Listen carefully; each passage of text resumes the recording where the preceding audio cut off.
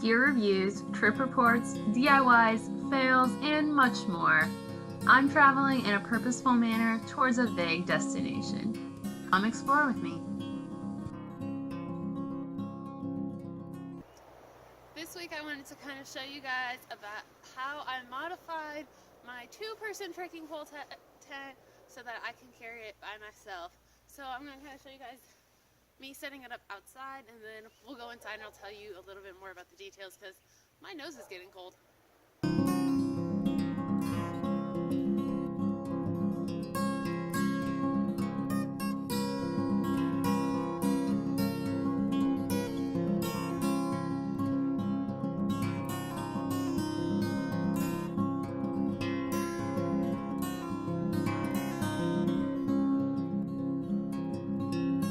This tent is the NEMO VEDA 2P, which implies that it's supposed to fit 2 people, which means that it requires 2 sets of trekking poles.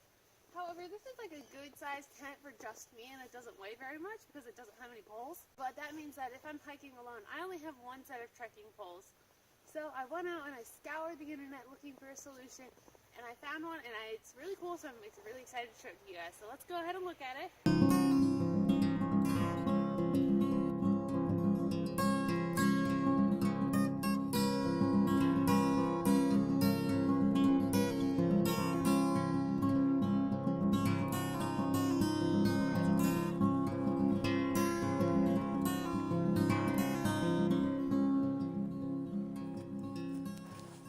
So this is the entrance for the NEMO VEDA 2P. So this is a trekking pole tent.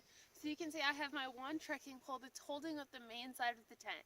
Now, if you're using this tent with another backpacker who has their own set of trekking poles, this part right here would be replaced by their trekking pole. However, I do a lot of things by myself.